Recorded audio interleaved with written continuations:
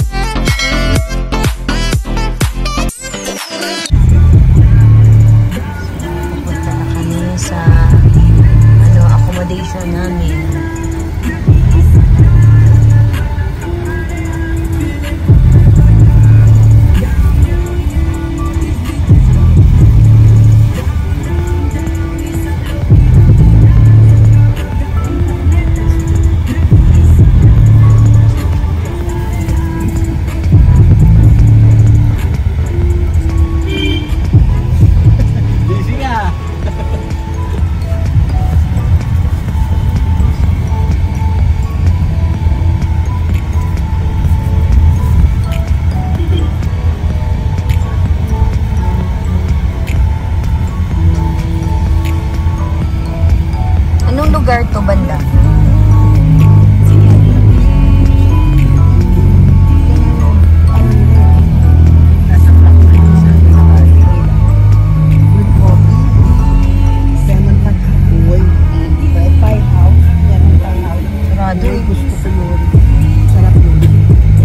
Malapit lang.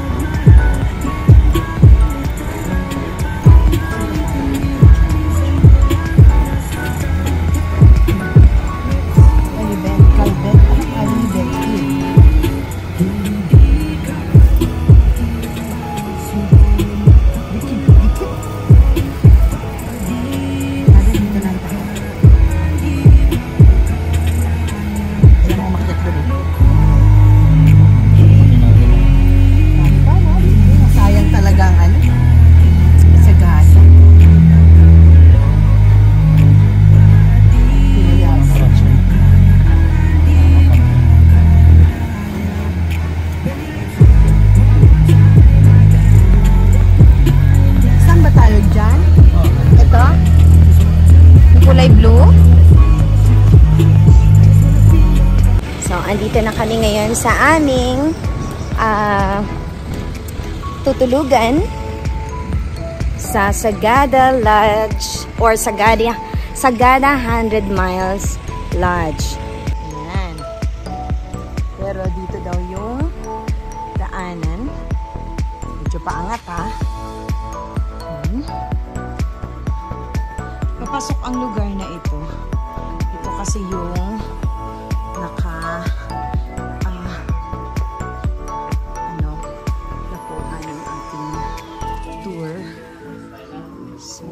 Muddy and Dirty Sleepers.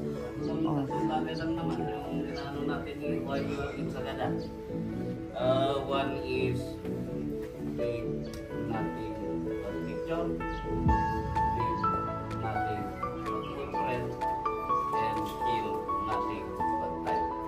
Ilang naman yung tatlong bagay na gusto natin tandaan sa gada. And be advised also.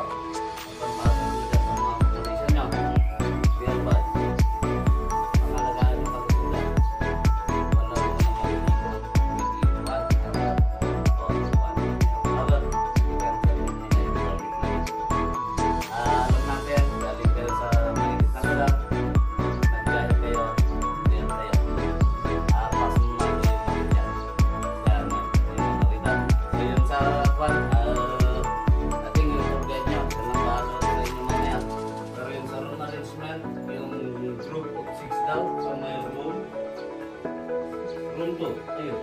Room 2. Yung group of 6. Doon. And then yung group of 4. Doon sa room 3. Doon. Room 3. Meron kang mga Ito yung mga house rules nila. And then yung sa 2 packs is sa room 4. Yung 2 packs.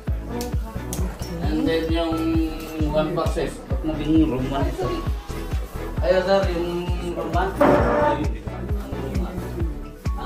Bulky. Nagkakala kayo na anong level. Kasi dito naman yun, yung kaibigan. Nakita tayo ng sabog yung Okay. So, ito yung aming room. Ayan. Ano electric fan? Electric fan to kasi malamig. Alam ko. Ayan. So, ito na. Dito na kami sa aming room accommodation. Ayan. At merong veranda ito. Ayan. Ayan. So, merong door na pwedeng madaanan na para tayo ay makapunta dyan. Nice. So, Yang kulay na light blue na building, yan yung aming tinuluyan nung kami ay nasa Sagada. Hindi maganda at hindi rin naman pangit, kaya tama lamang siya. Para sa akin, ito ay isang simpleng transient house. Real talk, wala kaming choice dahil ito yung binook ng aming tour agent.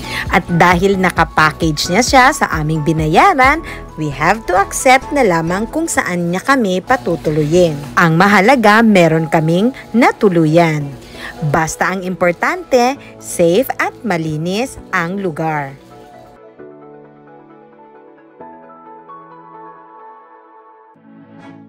So, hanggang dito na lang ang ating vlog sa pagpunta natin sa ating accommodation sa Sagada, na dito kami matutulog for 2 nights. Thank you for watching, everyone!